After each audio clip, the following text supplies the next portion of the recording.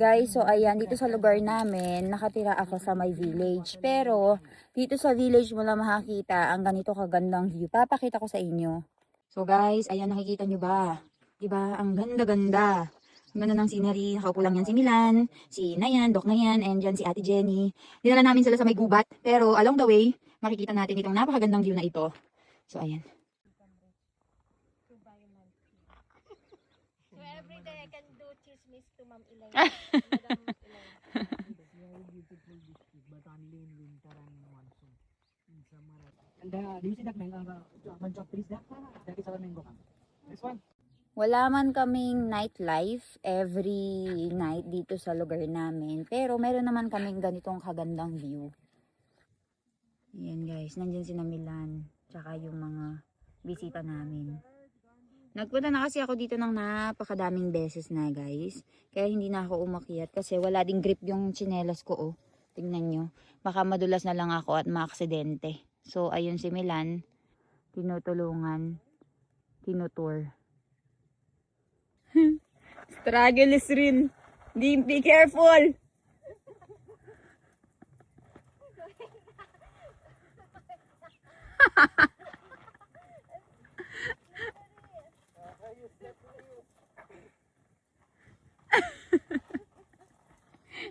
Very hard. Guys, so yung presyo pala ng papaya ngayon ay 250 rupees for 20 kg. So yun yung farmer's price or nasa mga 180 to 200 pesos yung 20 kg sa farmer's price ha.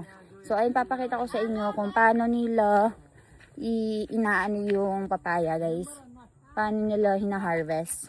Dito guys, yung mga kalalakihan, sila yung namimili kung ano nga ba yung papaya na iha-harvest. Tapos yung mga kababaihan yung nagbubuhat. So ayan guys, yung mga kalalakihan yung nag-harvest ng papaya. Tapos yung mga kababaihan yung mamumulot dito at saka yung magbubuhat. Just like yan, si Masi. Ayan si Masi ngayon. Ay, pipikapin niya, pupulutin niya. Ayan o, yung mga babae yung nagbubuhat guys. Ayan si Masi. So, binabalot nila. Ayan o. Uma. Okay. Ardo tilayle ano metle lamboras to natay. Kehet hosyar keway. So, ayan guys. Ganyan sila. Guys, gusto ni Ate Jenny nitong puso ng saging. Gagawa ko ng banana blossom pastel. Gagawan daw siya ng pastel. No, this is acid. You see? Then gagawa rin ako ng patty, gawa ng banana blossom. So, ayan guys, dito kasi sa India tinatapon lang nila yung puso ng saging. Kung napapansin nyo, ayun go, nakatapon lang dyan sa baba. Because they don't know how to cook this. Or they cook this but they don't feel like it's delicious. No? You don't find it delicious. So, para hindi tayo madagtaan, ayan. May dala-dala kang ano, Ate Jenny, ready ka?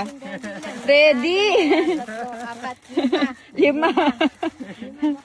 Ayan. Tinatapon lang nila. Tingnan nyo, oh. Tsaka tingnan nyo, guys, yung mga saging nila dito ay binabalutan nila ng kulay blue na ganon para hindi ma-damage yung quality. So, kung gusto mo na magkaroon ng expert quality, ayan, ganyan yung gawin mo.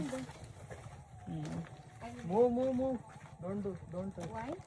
Because it's acid. Your clothes. Oy, bas Doc Milan, I just need that to undo. 2, 3. Enough. More, get more. Because it will be small.